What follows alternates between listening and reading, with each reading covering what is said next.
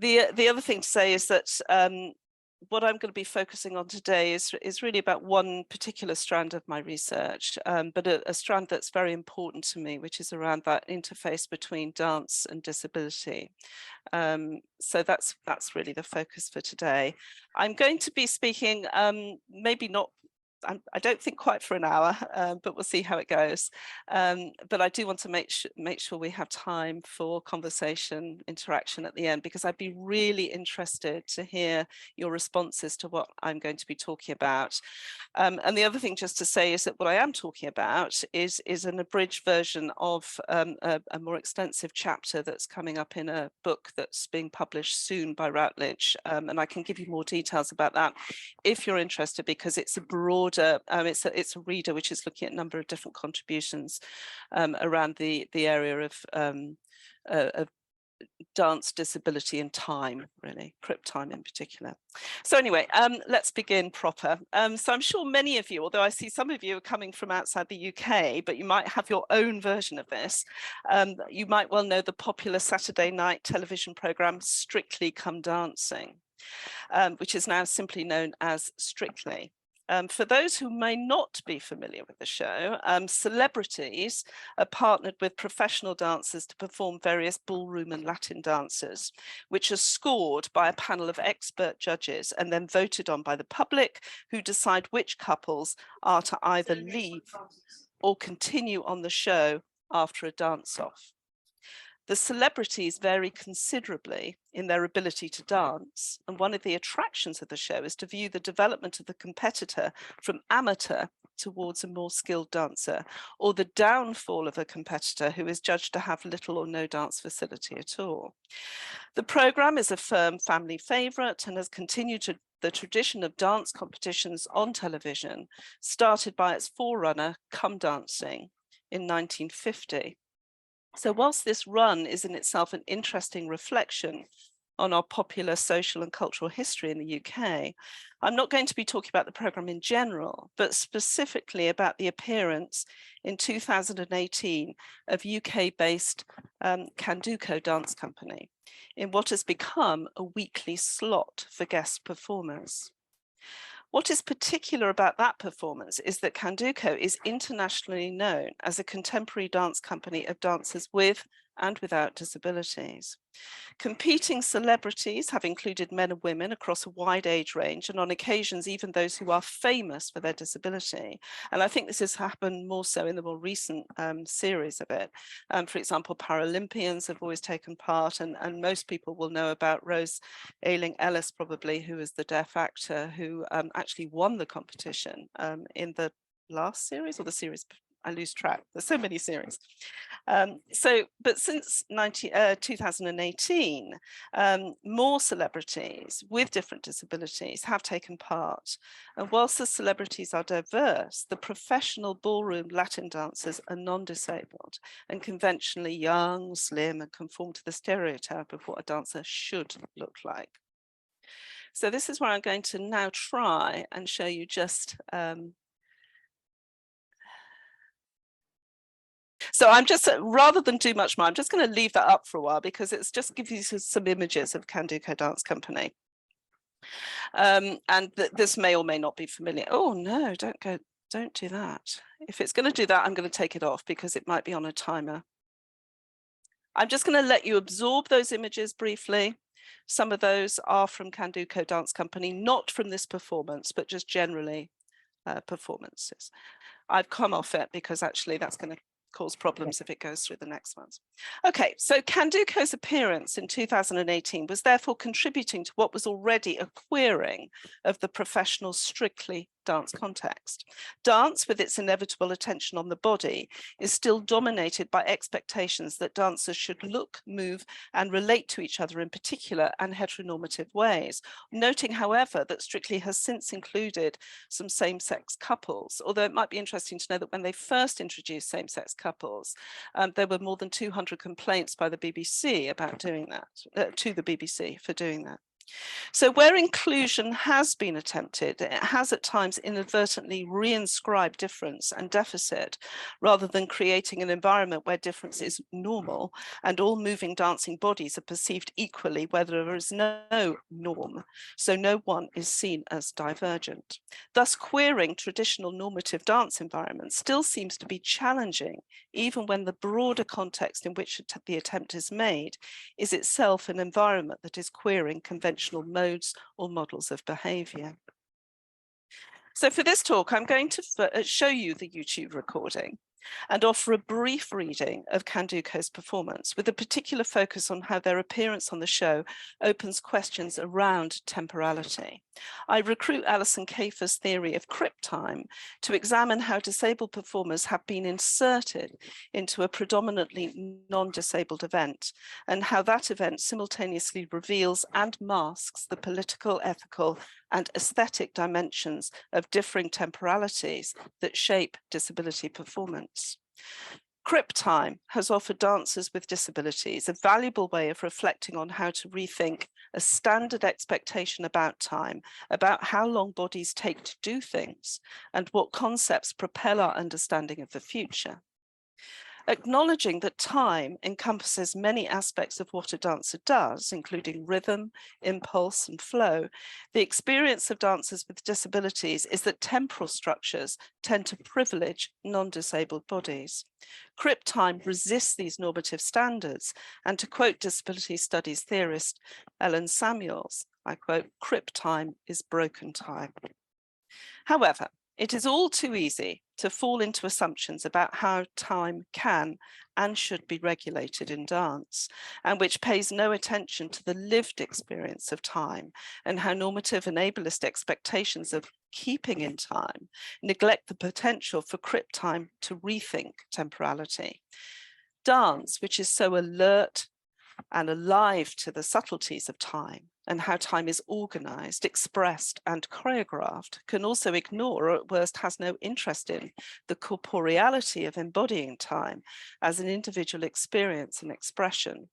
Dance, particularly that dance which favors uniformity and compliance, and think perhaps corps de ballet as an extreme example, can be supremely disciplined by time, valorizing adherence to strict time and intolerant of being out of time.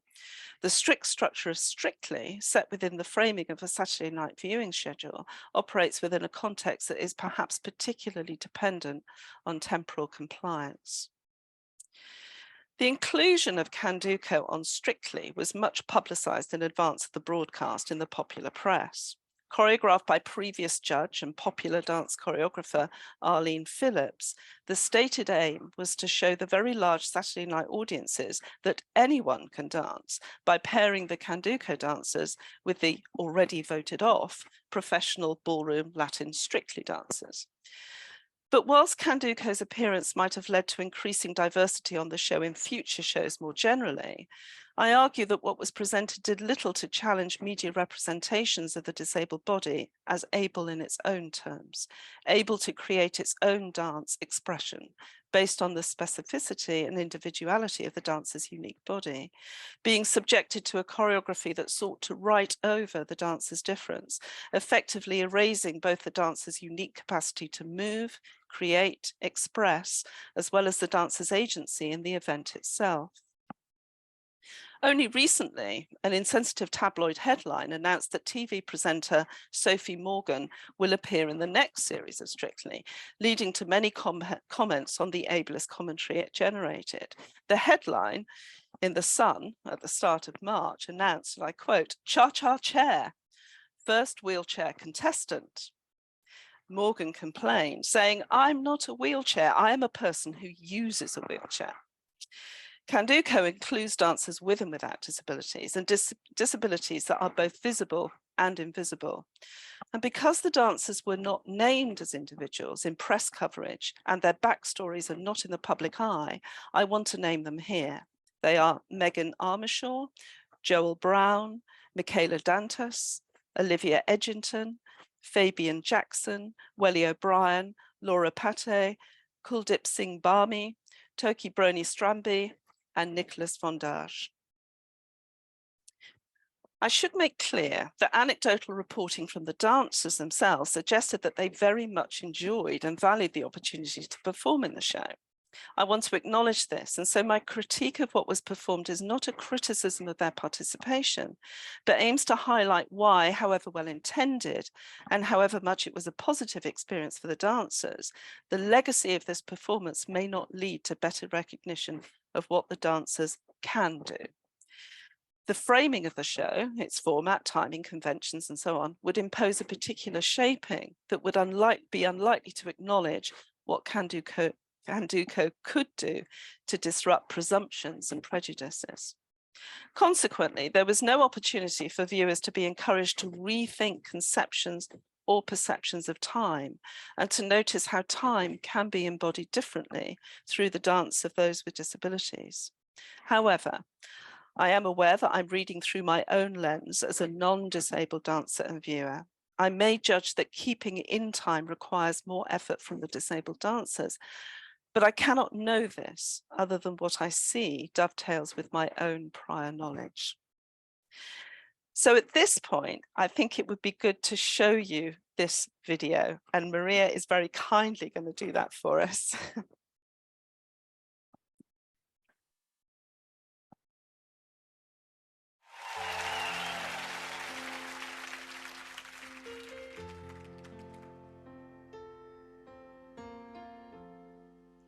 It's a god-awful small affair to the girl with the mousy hair, but her mommy is yelling no, and her daddy's told her to go, but her friend is nowhere to be seen. Now she walks through a sunken dream to seek with the clearest view, and she's hooked to the silver screen. But the film is a saddening bore, for she's lived it 10 times or more. She can spit in the eyes of fools as they ask her to focus on sailors fighting in the dance hall. Oh man, look at those cavemen go. It's the best-selling show. Take a look at the law man beating up the wrong guy. Oh man, I wonder if he'll ever know he's in the best-selling show. It's the life on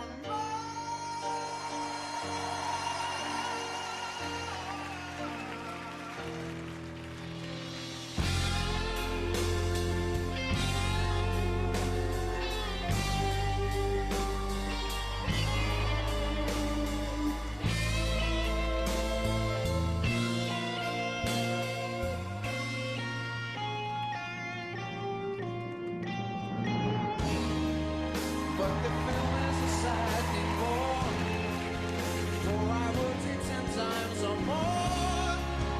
It's about to be read again as I ask you to focus on sailors fighting in the dance hall. Oh no, look at those cavemen go. It's the best-selling show. It's the life on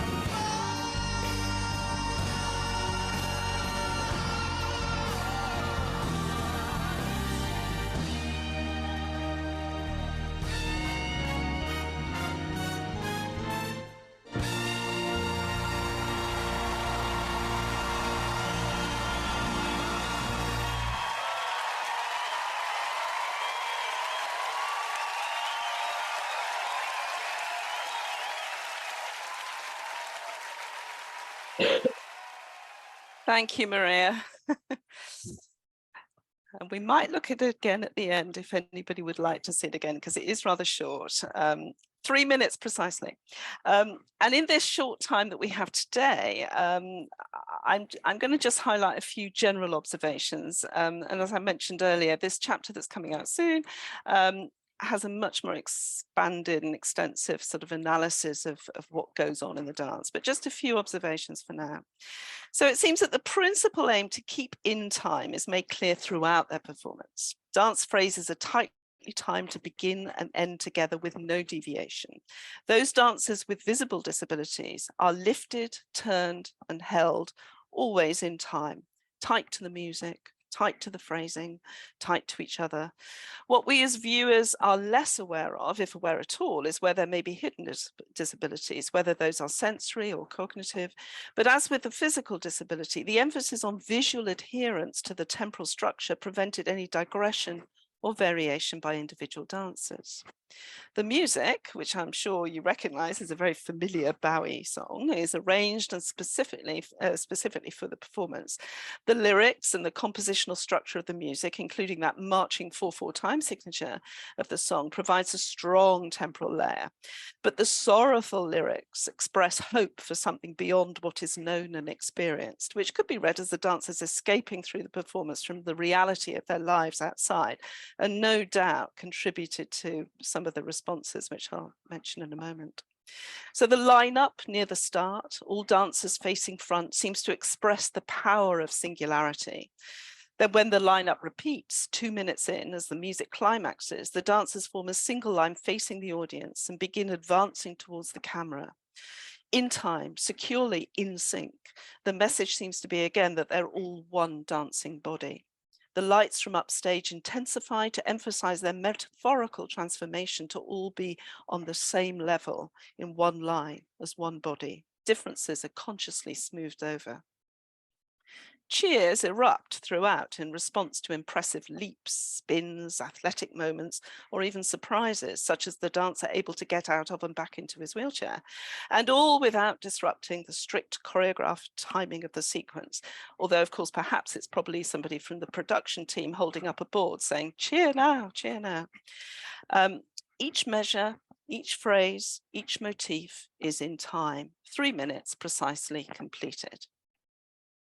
And here I just want to mention one of the Candoco dancers, Whatley O'Brien. O'Brien is an amputee dancer who has performed with Candoco and with other collaborating dancers for many years. O'Brien perhaps conforms to many expectations of what a dancer should look like. She's slim, she's tall and long-limbed. O'Brien makes a conscious choice to dance without a prosthesis, although she does use a prosthetic limb in her non-dancing life. Consequently, O'Brien has developed a movement vocabulary that is particular to her one-legged body and range of movement. She favors floor dancing rather than dancing that is more controlled by the need for balance as a core property of her dancing, or importantly, that is necessarily dependent on the support of others. And here I want to just be fully clear that I know Whatley O'Brien very well and her previous work as well. So I'm familiar with her other performances and so on. And so perhaps I am more sensitized to noticing that in the moment when the dancers line up and face front, so regimented in time and space, seemingly to claim their individuality, most are holding their place unaided, but O'Brien is being carried. And later O'Brien is carried by her partner towards downstage or dragged by her partner back to the table on stage to ensure she keeps in time. General audiences would likely not to have noticed that the choreography required her to submit to that normative power relation of the heterosexual partnering in ballroom and Latin dance, in which she is led and carried. Whilst not rendering her disability invisible, it made her unable to perform as herself in her own time, unable to dance fully as her complete one-legged self. Moreover, as a woman, she's also portrayed as perhaps unable, whilst her supporting lifting dancing partners are celebrated for their strength and mostly masculinity.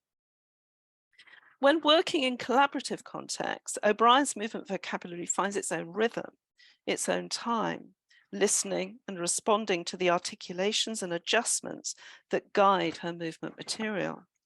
Consequently, seeing O'Brien being carried and dragged and lifted and manipulated throughout the dance to keep her in time with the ensemble dance is rather jarring. Her own movement signature that is so memorable in other dance works disappears in the need for a highly unified, stylized, and precisely choreographed number. Dressed as the others are in a single, well, in her case, a single high heel shoe, in a glamorous black cocktail dress with full makeup and stylized hair, exaggerated the sexualized and glamorous aesthetic that is characteristic of all the dance in Strictly. In short, there is no time for crip time. So the responses. Whenever something challenges convention, social media can become a lively space for public reaction. So I was interested to read the reaction to Candoco's performance. The British tabloid press also joined in, as you might imagine, and reported on it in typical fashion. The Mirror's headline amplified the super crip rhetoric, saying, and I quote, "Strictly Come Dancing fans in tears over inclusive and emotional opening number." And continuing with, and I quote, "Strictly Come Dancing fans were struggling to cope as they saw the amazing performance from Candoco and the Strictly pros." And perhaps the clumsier, and I quote, "Strictly Pro Dance features wheelchair-bound dancer in innovative move." Many public comments on social media assumed that the Candoco dancers were non-professionals, whilst others on the YouTube channel mentioned crying and being awestruck, moved to tears and being inspired. And I quote, "That was amazing, just shows that people with disabilities can still do such wonderful things. Wow, and miraculous." Others were prepared to voice disquiet or seemed comfortable to reject outright the idea of inclusion, asking, and I quote, "Why are the BBC shoving this all-inclusive stuff down our throats?" And I quote, "What a load of rubbish, BBC, PC again." Or worse, "Strictly with two legs, please." The dancers were thus subject to what frequently happens when dancers with different bodies enter the main stage. They are open to comment on the specifics of their difference. The dancer with one leg, the dancer who uses a wheelchair, the dancer with a prosthesis, and so on, whilst also compared with the non-disabled partners in terms of their ability to keep up. But the dancer with a physicality that seems to depart from the professional dancer norm also encouraged voyeurism, echoing the trope of the Victorian freak show. The prosthetic limbs become fetishized. The differences are scrutinized and become the object of discussion. Bodies are separated into working limbs, missing limbs, artificial limbs, much like Laura Mulvey's observations of how the male gaze chops women into body parts. Conversely, their differences are also diminished by the choreography's unifying intent, reducing their individuality, but denying their complexity and eliding the unique aspects of their movement vocabularies that feature so prominently in their other dancing lives. The volume of social media commentary reflected another temporality. The discussion stretches beyond the 3-minute performance, but the asynchronous reactions correspond with the synchronous live cheering of the audience during the show. But what this collection of comments makes clear is that disability on peak time television was, and perhaps is still, worthy of comment because it is the exception, even if Strictly has now included several celebrities with disabilities as contestants. So, where do we go with this? Unlike in other areas of Western culture where disability has been persistent, even prominent, yet its prominent representation has all too often amounted to misrepresentation, disability in dance remains a relative novelty. Whilst dancers may qualify as professionals in the normative sense, for example, they're funded to make, perform work, and or employed within company structures, their experience as professionals is often subject to a biased view of what they are capable of and how their work should be received and valued. And I think it's worth just saying at the moment that Candoco, of course, is very well known as being an inclusive company with dancers with both disabilities and non-disabilities. But we're not yet at the point where a company is named without that sort of byline of inclusion or integration. So we don't yet have a company which it's commonplace to have somebody with a disability performing with them. It's always, if you like, signaled that the company is one which includes those with disabilities. In Strictly, the Candoco dancers are performing by the rules of the show's intent and the aesthetic of the glitzy version of ballroom and Latin that characterizes the show. Set within this context, the dancers in Candoco with disabilities have little or no opportunity to disrupt the viewer's visual perceptions and expectations of ability and disability as they conform to the show's norms.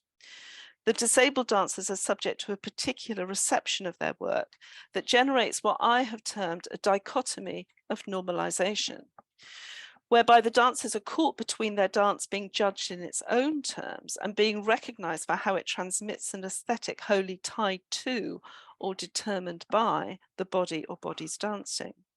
The dichotomy also reveals the oppositions that shape so much of the disabled dancer's experience in performance contexts, even if the aim is to seek to disrupt or minimize familiar binaries such as disabled, non-disabled, and so on.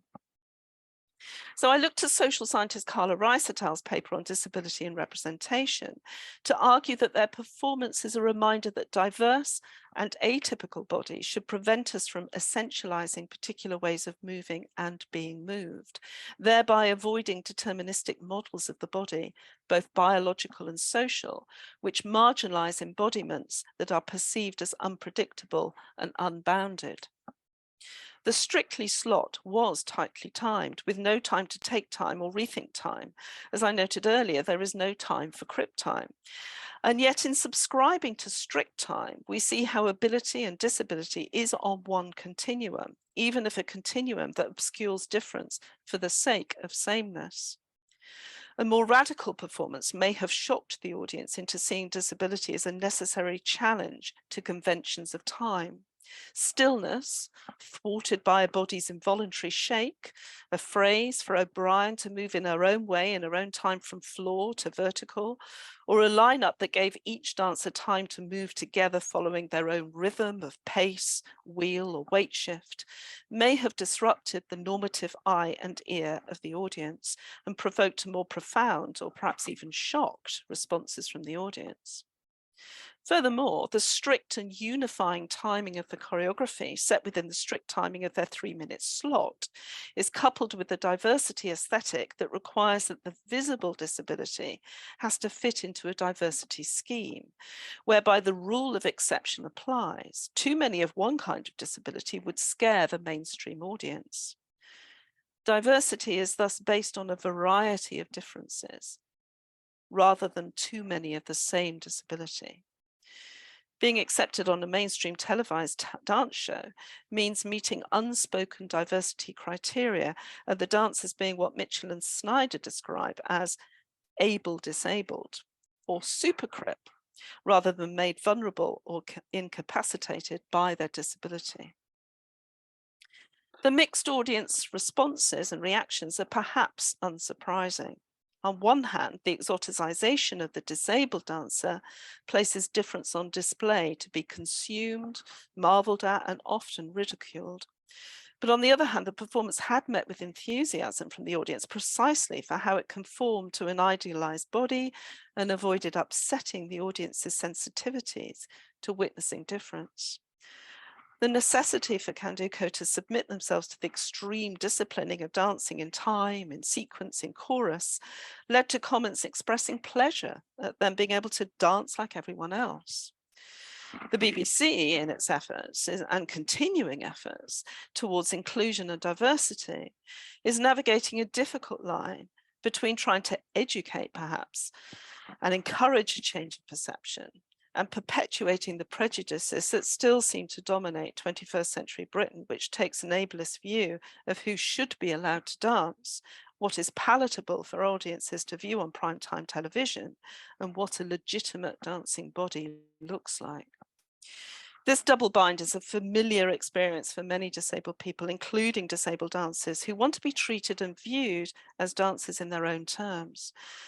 But being able to access and fit into all the structures that determine the life of a professional dancer often means that dancers either have to adopt to normative structures, including time, or ask for support in order to fully participate. The Candoco dancers showed in Strictly and in all their stage performances that they are not performing disabled dance. And one of the main strengths of both their company work and their appearance on Strictly was the commitment to show that all bodies have the capacity to dance on equal terms. So in sum, there are many ways in which dance exposes the complex relationship between time and disability. Dance, as an embodied art form, is bound up in space and time, concerned with energy, flow, rhythm, and often the pursuit of being in time. The temporal norms that operate within professional dance training and performance can eject disabled bodies when unable to conform to what Kafer would say, normative and normalising expectations. When a performance involves an inclusive cast, such as that of Candoco's performance on Strictly, there should be the opportunity to resist normate temporalities, to rethink our own orientation in time towards ourselves and others. In doing so, maybe the multiple categories of difference, including disability, can soften to remind us what bodies can be and to open up the possibilities for what disabled dancing bodies can become. Thank you. And at this point, I wondered whether or not you wanted to see it again, having heard me sort of speak about it, and maybe then you might see things differently or reinforce some of what you saw before, and maybe also then to spot Whatley O'Brien, who I talked about as one of the dancers. You'll see one of the dancers is dancing with a prosthetic leg, but Whatley is one who dances without. And then I'd be really, really interested in hearing your own responses to it, and of course having hopefully a very lively conversation about it. Thanks, Maria. If you could put it up again. Thank you.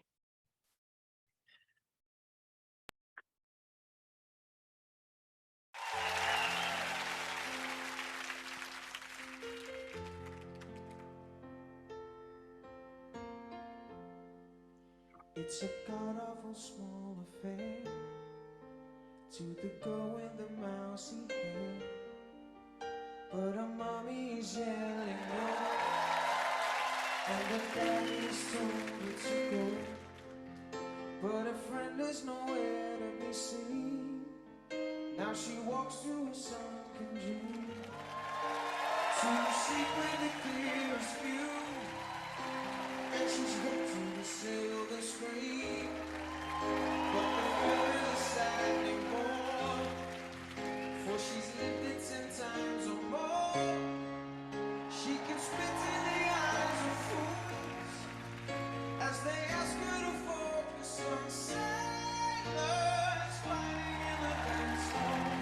Oh man, Olympic nose came and gone. It's the best-selling show.